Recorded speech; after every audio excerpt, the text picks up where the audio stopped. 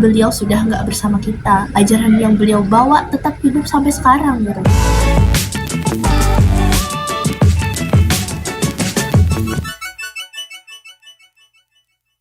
Assalamualaikum warahmatullahi wabarakatuh. Halo teman-teman semuanya.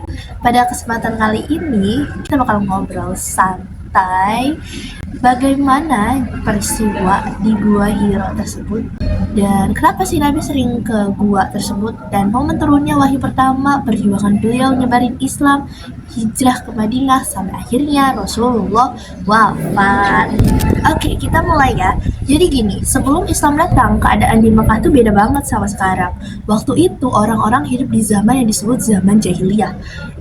Jangan langsung mikir mereka bodoh ya. Mereka tuh pinter dagang, jago bikin puisi, bahkan hafal sama silsilah keluarga. Cuma cara hidup mereka masih jauh dari nilai-nilai kebaikan. Banyak yang menyembah berhala, perang, cuma gara-gara hal sepele. Terus mabuk-mabukan, judi, riba, sampai perempuan itu diperlakukan secara tidak adil. Yang paling bikin sedih adalah bayi perempuan, bahkan ada yang dikubur secara hidup-hidup. Kayak gak kebayang gak sih, kejem banget itu. Nah, di tengah kondisi itu ada satu orang yang beda banget, namanya Muhammad. Bahkan sebelum jadi nabi, beliau udah dikenal sebagai Al-Amin, alias orang yang paling jujur dan bisa dipercaya. Karena sering melihat hal-hal yang gak baik, hati nabi ini jadi tersentuh dan dia tuh merasa gelisah gitu. Akhirnya beliau sering menyendiri ke Gua Hiro buat merenung dan beribadah.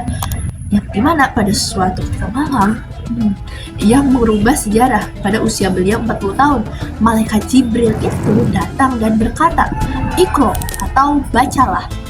Tapi Nabi Muhammad SAW ini menjawab kalau beliau gak bisa membaca. Perintah itu diulang lagi dan lagi sampai akhirnya turun wahyu pertama, yaitu surat Al-Alaq ayat 1-5. Nah, dari sini perjalanan Islam benar-benar dimulai. Awalnya sih belum langsung banyak yang ikut. Nabi berdakwah diam-diam dulu selama 3 tahun, dan orang pertama yang percaya adalah istri beliau, yakni Khadijah. Terus disusul Ali bin Abi Thalib, Zaid bin Harithah, Abu Bakar As-Siddiq, dan sahabat lainnya. Setelah itu Allah memerintahkan Nabi buat berdakwah secara terbuka. Ternyata gak semudah itu. Bahkan di saat dakwahnya itu dilangsungkan, banyak yang ngehina, bahkan nyiksa orang yang mau masuk ke Islam. Soalnya mereka takut kehilangan jabatan, pengaruh, sama penghasilan dari berhala. Ujiannya juga semakin berat ketika Khadijah wafat, dan gak lama kemudian Abu Thalib juga ikut wafat. Bisa dibilang itu adalah salah satu momen paling berat dalam kehidupan Rasulullah SAW. Tapi Nabi gak nyerah. Beliau tetap lanjut berdakwah sampai akhirnya Allah memperjalankan beliau dalam peristiwa Isra Mi'raj. Dan dari situlah umat Islam mendapat perintah sholat 5 waktu. Dan karena keadaan di Mekah makin gak aman, Nabi dan para sahabatnya akhirnya hijrah ke Madinah. Nah, hijrah itu bukan cuma pindah kota ya, justru di Madinah ini Islam mulai berkembang secara pesat. Nabi membangun masjid, mempersaudarakan kaum muhajirin dan ansor, sampai mengajarkan gimana gitu cara hidup rukun walaupun berbeda suku dan agama. Lama-kelamaan Islam makin berkembang. Memang ada beberapa peperangan, tapi dakwah tersebut masih tetap berjalan. Sampai akhirnya terjadilah Fathu Makkah. Banyak orang mengira Nabi bakal balas dendam, tapi ternyata enggak gitu. Enggak sama sekali. Beliau malah memanfaatkan orang-orang yang dulu pernah menyakitinya.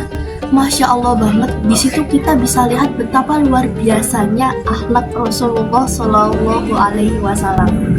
Nah, kemudian beberapa waktu setelah haji wada, Rasulullah SAW itu wafat di Madinah pada usianya yang ke-63 tahun. Jadi walaupun beliau sudah nggak bersama kita, ajaran yang beliau bawa tetap hidup sampai sekarang gitu. Bahkan dari sebuah gua kecil itu lahirlah peradaban Islam yang terus berkembang hingga ke seluruh dunia. Nah, itu dia cerita pada video kali ini, yang nantinya di video selanjutnya kita bakal bahas gimana Islam berkembang setelah Rasulullah wafat. Jadi jangan lupa like, comment, subscribe, dan ketemu di video berikutnya. Terima kasih teman-teman semuanya. Wassalamualaikum warahmatullahi wabarakatuh.